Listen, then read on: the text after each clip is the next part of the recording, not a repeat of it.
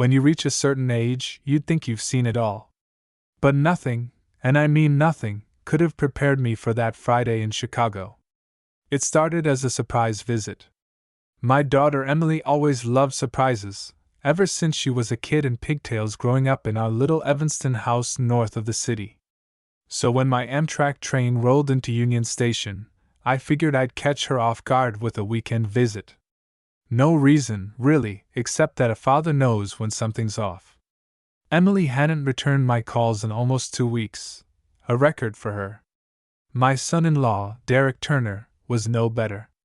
Always busy, always distracted, but this time, both of them had gone completely silent. I made my way through downtown, fighting that biting Lake Michigan wind, and caught the L up to Emily's neighborhood. The city felt the same, buskers in the subway, teenagers laughing on skateboards, and me, a tired old man clutching a battered duffel, rehearsing my speech for when she opened the door. But when I reached her apartment building on Maple Avenue, something was wrong right away. My key, the one Emily insisted I keep, just in case, wouldn't even turn.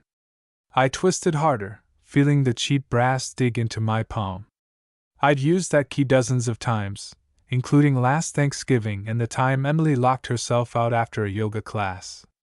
It had always worked. But now, it slid in and hit something solid, refusing to budge. The lock had been changed. I knocked quietly at first, then harder. "Emily? It's Dad! Just dropping by." Nothing. No footsteps. No voice. Just silence and the distant hum of traffic. I tried calling her, but all I got was that cheery voicemail she recorded years ago. "Hey, you've reached Emily Parker. Can't talk now, but leave a message and I'll call you back." I left a message, trying to keep the worry out of my voice. I tried Derek's number next. One ring, then voicemail. "Derek, it's Martin. I'm at the apartment. Where is everyone?" A neighbor's door creaked open. A middle-aged man stepped into the hall, carrying a trash bag and a set of keys. "You looking for Emily?" he asked, giving me a curious look. "I'm her dad. I was supposed to visit, but I can't get in." The man nodded, scratching at a gray stubble. "I'm Walter. Haven't seen her in a bit. She used to come and go, but not lately. Derek's been around, though. Keeps busy." "Busy?" Walter shrugged. "Parties, friends, late nights. Lot of noise for a married guy with a wife who's always been so polite." A cold feeling settled in my chest. "You seen Emily?" He shook his head. "Not for a couple weeks, come to think of it. But Derek's been coming and going with a different crowd. Sorry, I'm not one for gossip, but it seemed strange." I forced a thank you and stepped away, my mind racing. Why hadn't Emily called me? Why would Derek change the locks? Why was he partying when my daughter was missing? I went back outside, sat down on a cold concrete bench near the street, and pulled out my phone. Emily made me get one of these new smartphones last Christmas. "Dad, what if something happens?" she'd said, installing all sorts of apps I never use. Somewhere on that phone was the Find My Family app she set up herself. I fumbled through the icons, my hands shaking, until I finally got it open. It asked for a password. I tried my birthday and then Emily's old graduation year. Bingo, the app loaded. The map popped up with a pulsing blue dot for me in Evanston. And another marked Emily's iPhone, sitting across town at Northwestern Memorial Hospital. My breath caught. Not her work, not a friend's place, a hospital. Suddenly, the city was spinning. I felt 20 years older. Emily wasn't home because she couldn't be home. I stumbled into the street, hailing a cab, shouting for the hospital as the world blurred past. The driver, a kind young woman, saw the panic in my eyes and stepped on the gas. "Family emergency?" she asked. I nodded, unable to speak. I gripped my phone with white knuckles, tracking that red dot all the way through the city. I tried calling again. No answer, just that old cheerful message. It was the longest cab ride of my life, every traffic light another punch to the gut. By the time we pulled up to the hospital, the sun was sinking, painting the skyline orange and purple. I shoved some bills into the driver's hand, she wouldn't even take the change, and ran into the marble-bright lobby, clutching my travel bag like a lifeline. All I knew was that my daughter was somewhere in this building, and I hadn't heard from her in weeks. The hospital lobby was all cold light and worried faces. I hurried to the reception desk, chest pounding, feeling every year of my 73. "I'm looking for my daughter, Emily Parker. I believe she's a patient here," I said, voice shaky. The young woman behind the desk typed quickly, her eyes flickering over her screen. "Are you her emergency contact, sir? I'm her father, Martin Parker." She nodded and kept typing. Then her face softened. "Room 516, oncology floor. Take those elevators up, someone will meet you there." The word oncology hit me like a slap. Cancer. I'd buried my wife, Ruth, after a long cancer fight. Was this happening again? The elevator ride was silent except for the humming of the cables and the anxious shifting of other passengers. On the 5th floor, the air was heavy with antiseptic and quiet determination. Signs pointed the way: oncology, chemotherapy, palliative care. A nurse with gentle eyes met me at the desk. "Mr. Parker? Emily's dad?" "Yes." How is she?" She led me down a corridor painted with old, faded murals of cartoon animals. "Emily was admitted about 2 weeks ago. She's under Dr. Patel's care. We've tried contacting her family but only reached her husband." "Derek?" My voice soured at the name. She hesitated. "Yes. He visited once or twice, but—" Her voice trailed off. We stopped outside room 516. Through the glass panel, I could see her, my girl, propped up in a hospital bed, thinner than I remembered, her brown hair tucked behind her ears, and 4 drip taped to her arm. My heart broke right there. I pushed open the door quietly. Emily looked up, eyes widening. "Dad? It's me, honey." For a moment, neither of us said anything. I just crossed the room and hugged her, careful not to disturb the wires and tubes. "What are you doing here?" she asked, her voice thin, like paper. "I tried to call. You didn't answer. I got worried." She gave me a sad little smile. "I didn't want you to worry. I was going to call after my next scan. But things got worse." I sat on the visitor's chair, my old bones creaking. "What happened, sweetheart?" She took a shaky breath. "They found a tumor. Pancreatic. Stage 4. I've been here for 2 weeks now, Dad. They're trying to control the pain, but the doctors don't think there's much time left." I closed my eyes, trying to steady myself. I'd seen this before. Ruth had wasted away in a bed just like this, in a room just like this. "Why didn't you tell me?" Emily's eyes filled with tears. "Because after Mom died, you were so broken. I didn't want to put you through that again. I thought I could handle it myself." I took her hand. Her skin felt too hot, too fragile. "You're my daughter. There's nowhere else I should be." She squeezed my fingers. "You can't fix this, Dad. I know you want to. I'm just trying to make the most of the time I have." I nodded, feeling old and useless. "And Derek?" I asked, the question tasting bitter. Emily looked away. "He said he needed time to process. He's been staying with his brother in Oak Park, or so he claims. I haven't seen him since I was admitted." A surge of anger flared inside me. I wanted to march out and find Derek, shake him by the shoulders, make him see what he was losing. But Emily was already exhausted, and it wouldn't help. A nurse came in to check Emily's vitals. "Dad, you should get some air," Emily whispered. "Go down to the lobby. There's a cafe. I'll be okay for a little while." I kissed her forehead and stepped into the corridor, feeling lost. I wanted to be strong for her, but all I felt was helpless. In the family waiting room, I tried calling Derek again. Straight to voicemail. I scrolled through my phone, searching for anything that might explain his absence. And that's when I noticed an Instagram notification. Emily had set up an account for me, hoping I'd use it more. I opened it, and there it was, Derek's latest story. A rooftop bar in downtown Chicago.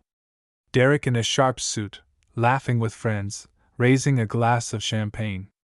The location tagged as the Skyline at Lakeview, a place I'd only seen in magazines. Young women in cocktail dresses, a group of men toasting, the caption, "To new beginnings. To new beginnings." My hands shook with fury.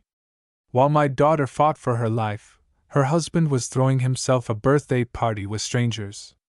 I saved the post, screenshotting every photo and video. If Emily needed proof, if anyone did, I had it. My grief was turning into something else now, something harder. I wasn't going to let Derek get away with this. Back upstairs, Emily was sleeping. I watched her for a while, listening to the soft beeping of machines and the distant noise of city traffic. I promised Ruth, all those years ago, that I'd protect our girl. I'd failed her once already. This time, I wouldn't let Emily face her illness alone, or let Derek betray her without consequences. Sleep in a hospital never comes easy. I spent most of that night in the hardback chair beside Emily's bed, watching the city lights flicker beyond the window. The hum of machines and the shuffle of nurses' shoes in the hallway became the backdrop to my restless thoughts. I kept picturing Derek's face in those party photos, smiling, arm draped around some stranger, champagne glass raised high. I couldn't get over the unfairness of it. My daughter was fighting for her life, and her husband was out celebrating his freedom. As the sun crept over the skyline, painting the buildings gold, Emily stirred awake. Her voice was a raspy whisper. "Did you get any sleep, Dad?" "Not much," I admitted, forcing a smile. "Did you?" "Enough," she said, but I could tell she was lying. Pain does that. It wears you down in ways sleep can't fix. A few hours later, Dr. Patel entered the room. She was young but serious, her eyes kind behind black-rimmed glasses. "Mr. Parker, can I speak with you privately?" We stepped into the hallway. "Your daughter's condition is advanced," Dr. Patel explained gently. "We're focused on keeping her comfortable, but I want to be honest with you. There may only be weeks left." I nodded, trying to hold myself together. "Is there anything at all, we should be doing?" Dr. Patel shook her head. "The best thing is to make sure she isn't alone. Emotional support matters more than you think at this stage." That much I could do. I sat by Emily's side for the rest of the day, holding her hand, telling her old family stories, trying to bring a little warmth into the cold hospital room. Sometimes she'd laugh, a real laugh, and for a moment, it was like she was a kid again, chasing fireflies in the yard, painting on the porch, always full of life. But underneath it all, I could see the fear in her eyes. She was trying to be brave, for my sake as much as her own. Later that afternoon, while Emily napped, I took a walk around the hospital grounds. My phone buzzed, another voicemail from Derek finally. I listened, my heart pounding. "Hey, Martin. Sorry I haven't been in touch. Work's been insane, and I've been staying out in Oak Park. Tell Emily I'll stop by soon." He didn't sound apologetic. He sounded annoyed, as if all this was an inconvenience. The rage boiled up again. It would be so easy to call him back and tell him exactly what I thought of him. But Emily didn't need more stress. She needed peace. As I sat on a bench beneath an old elm tree, I pulled out my phone and called my old friend Sam. He retired from the Evanston police years ago, but he still knew how to dig for information. "Sam, I need a favor," I said. "Find out what Derek's been up to lately." Discreetly. Sam promised to look into it. If he's been making trouble, I'll know soon, he said. Back upstairs, I found Emily awake, flipping through an old sketchbook. She looked up, a hint of a smile on her lips. Remember that trip to Starved Rock, Dad? I laughed. You hiked circles around me. I thought I'd need a new hip. She grinned. You let me believe I was the strong one. You always were, I said softly. We talked for hours, about everything and nothing, her childhood dog, my old carpentry projects, the best pizza place in Chicago. It was a small slice of normal in a world that had gone off the rails. As the day faded into evening, Sam called back. His voice was grave. Martin, you were right to be suspicious. Derek's been spending money like water.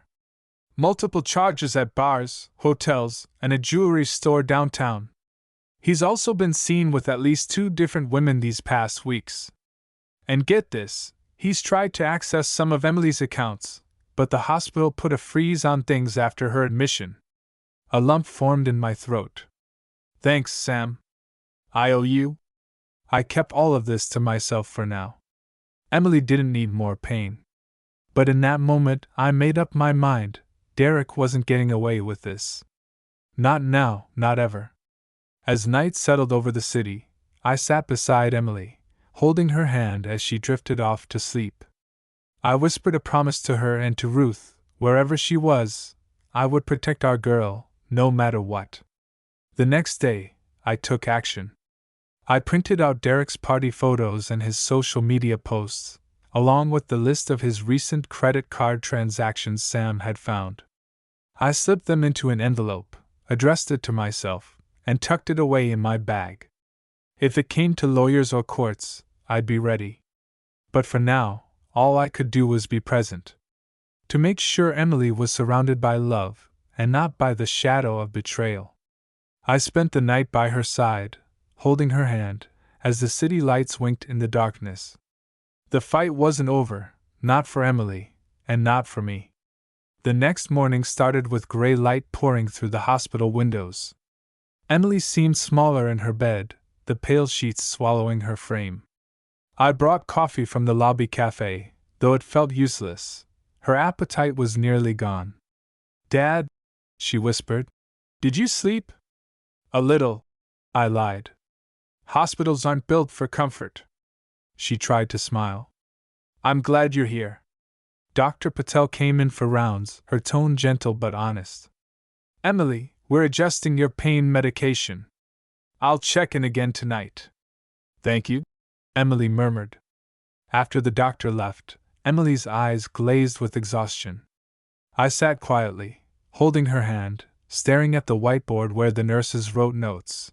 Pain 7/10. Restless. Family at bedside. A nurse brought in a tray, soup, crackers, green jello.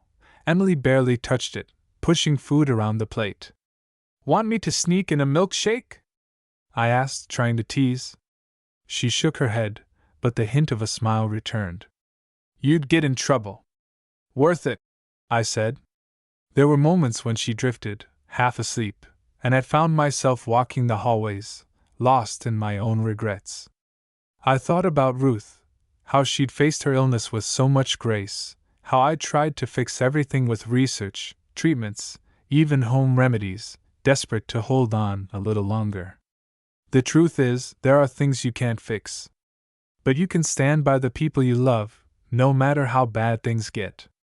My phone buzzed again, this time, a text from Derek. Hey, Martin. Can you let me know how Emily's doing?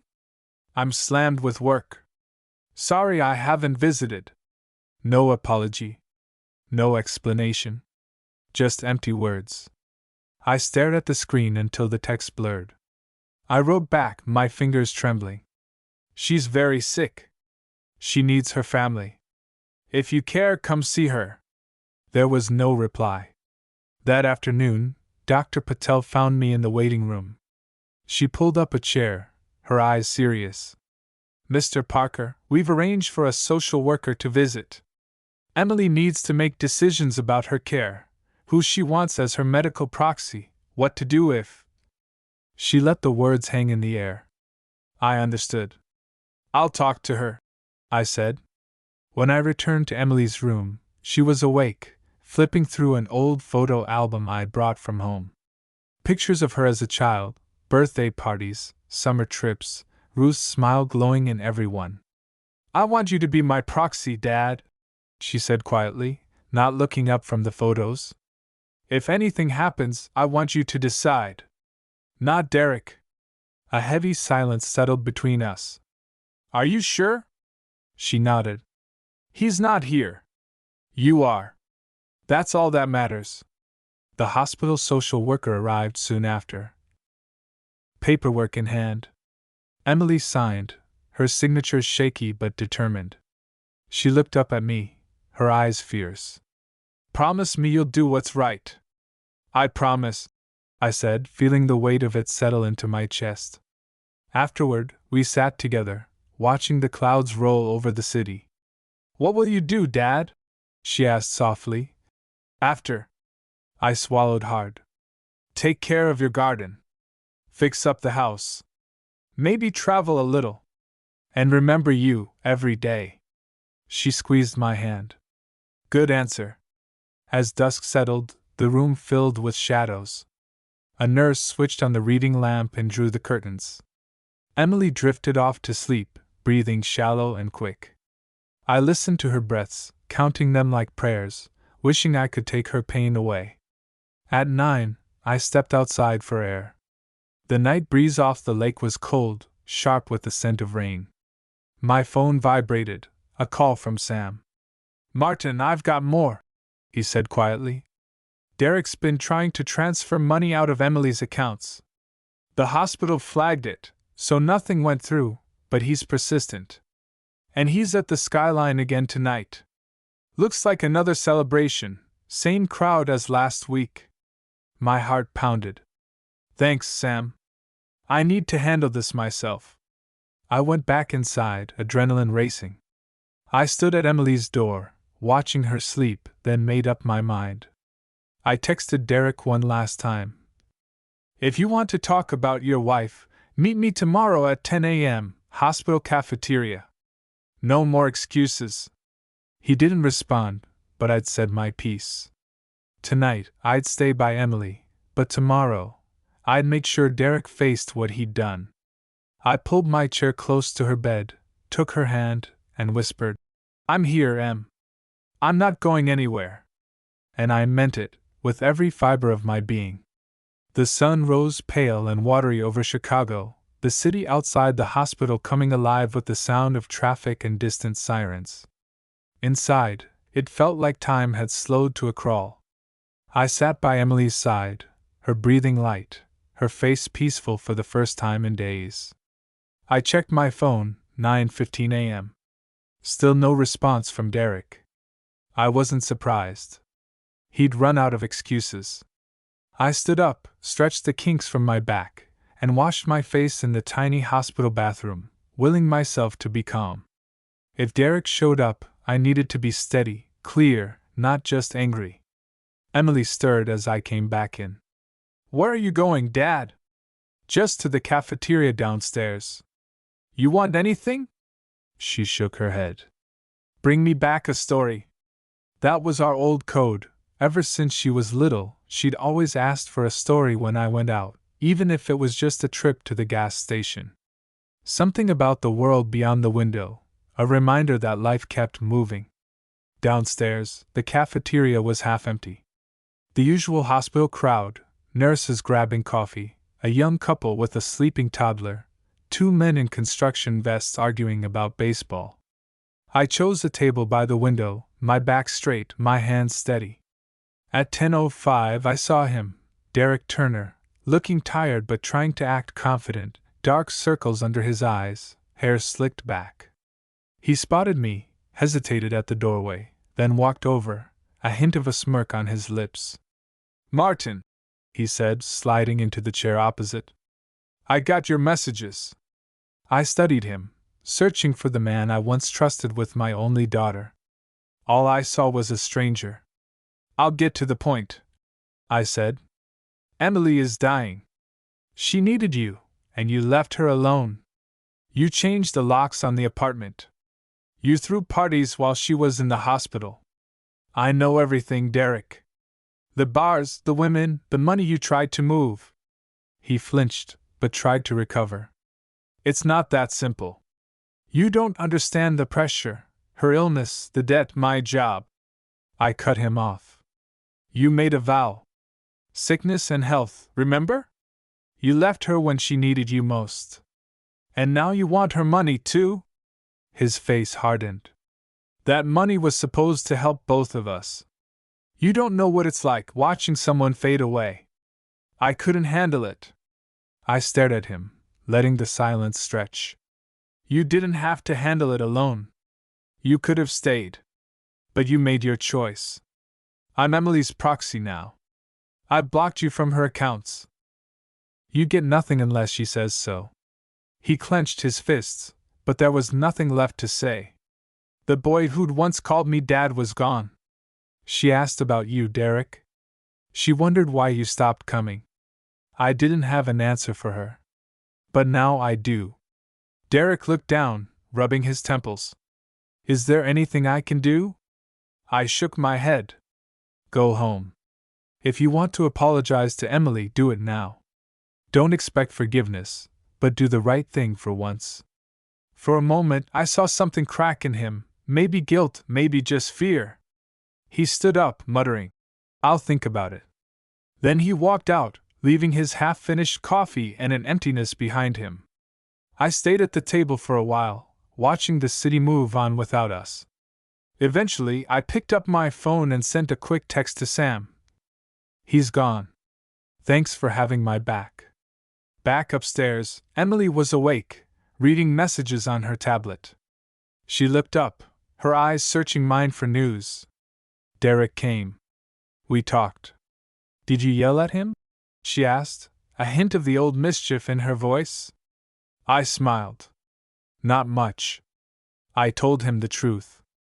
You're still the bravest one in the room. Emily's lips trembled. Did he say anything? He's sorry, Em. But I don't think he knows what that means. I think he's scared. She closed her eyes, breathing deep. I'm tired of being the strong one, Dad. I sat beside her, brushing her hair away from her forehead. You don't have to be strong, not right now. Just let me sit here with you. She nodded, tears slipping silently down her cheeks. For the first time in weeks, she let herself cry, and I just held her, wishing I could carry the pain for her.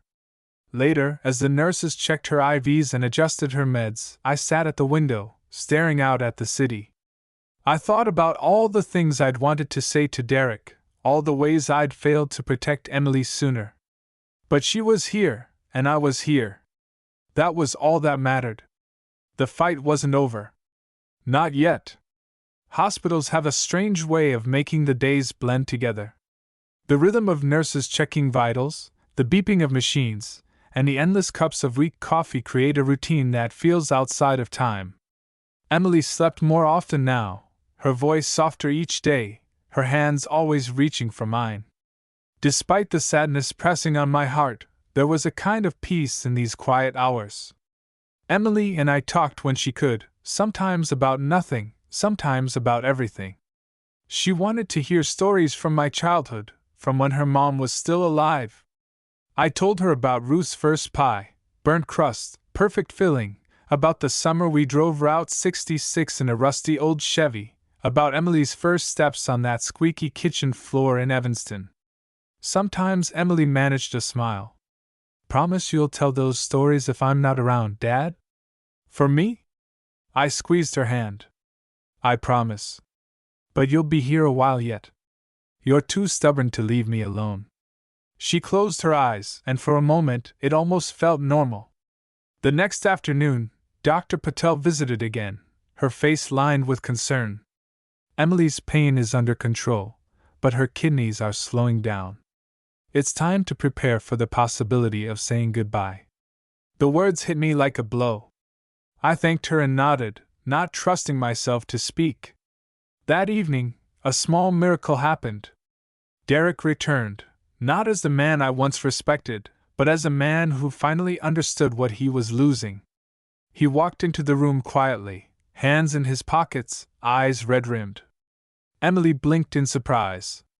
"Derek?" He nodded. "I'm here. I should have come sooner." He took her hand, and for a moment, the years of disappointment faded.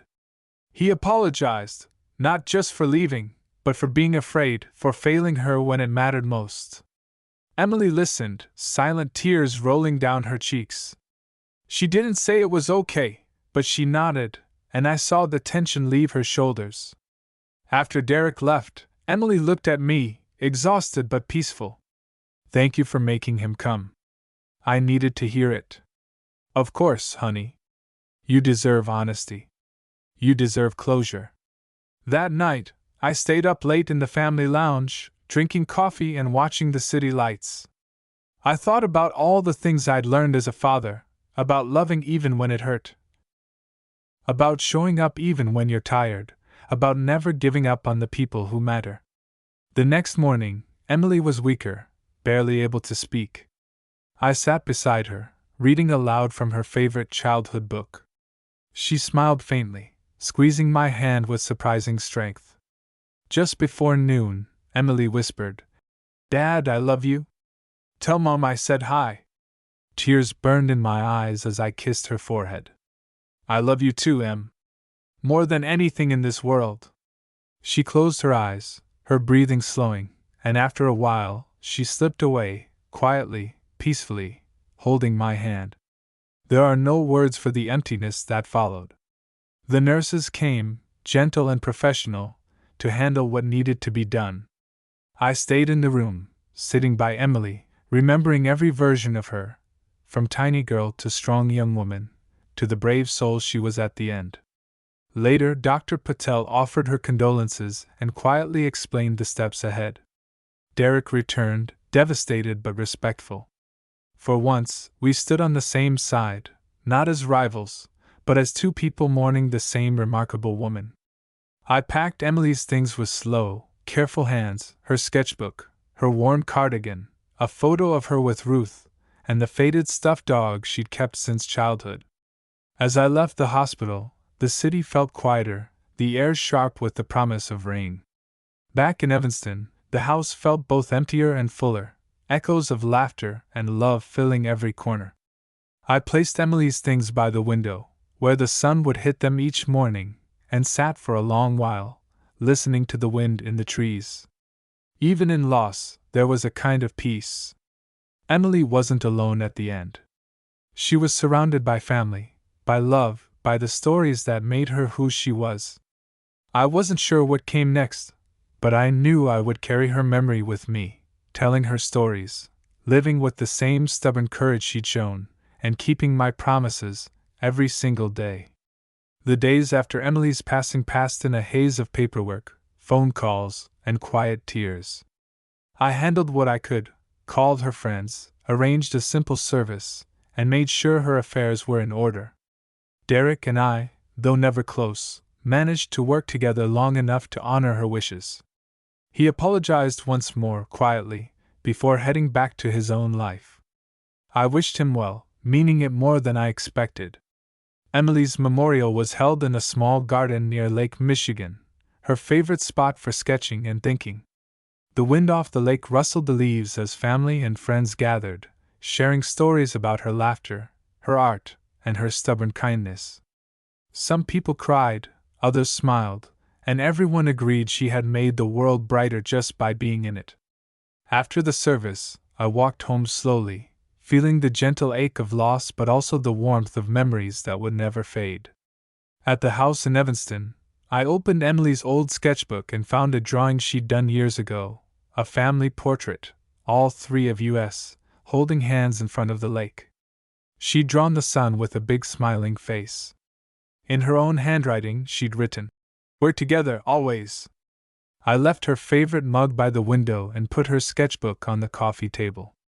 Some mornings I'd talk to her photograph or read one of her old letters. The house wasn't empty. It was filled with her presence in 100 little ways. Life, as it does, moved on. The garden needed tending. The neighbors dropped off casseroles and warm bread. I went for long walks by the lake, stopping at the places Emily loved, talking to her as if she were walking beside me. Maybe she was, in some way only grandfathers and little girls would ever understand. Spring came, and with it a sense of renewal. One afternoon, as the daffodils started to bloom, I found a card in the mail. No return address, just my name written in careful print. Inside was a note. Thank you for taking care of Emily. For being there. For showing all of us what real love looks like. A friend. I never figured out who sent it. Maybe it was one of her classmates, or maybe someone from the hospital staff. It didn't matter. The kindness meant everything. I started volunteering at the hospital, reading to patients who didn't have family nearby. I shared Emily's favorite stories and, sometimes, the story of her own courage. Some days were hard, but most days I left feeling lighter, like I was keeping her spirit alive for others who needed a little hope. Derek wrote me once, a year later. He'd moved to Minneapolis, remarried, and become a father. He wrote, I'll never forgive myself for how I failed Emily, but I'm trying to be a better man now. Thank you for teaching me about forgiveness, even when I didn't deserve it. I set his letter beside Emily's sketches, another reminder that life is never just about endings, it's about what you do with what's left. Years went by. The house grew quieter, but I was never truly alone. On Emily's birthday, I'd bake her favorite peach cobbler, leave a piece on the windowsill, and tell her about my day. Some traditions you keep, no matter what. Sometimes, on slow evenings, I'd take out that old photo album, run my finger over Ruth's smile and Emily's bright eyes, and thank them both for the gift of love, imperfect, enduring, real. If you asked me what I learned through it all, I'd tell you this: hold your loved ones close, forgive what you can, and never miss a chance to show up, especially when it matters most. Because in the end, it's not the grand gestures, but the simple, steady acts of love that carry us through. And if you ever walk by Lake Michigan on a windy afternoon and see an old man sitting quietly, you'll know some stories never truly end. They just find new ways to shine.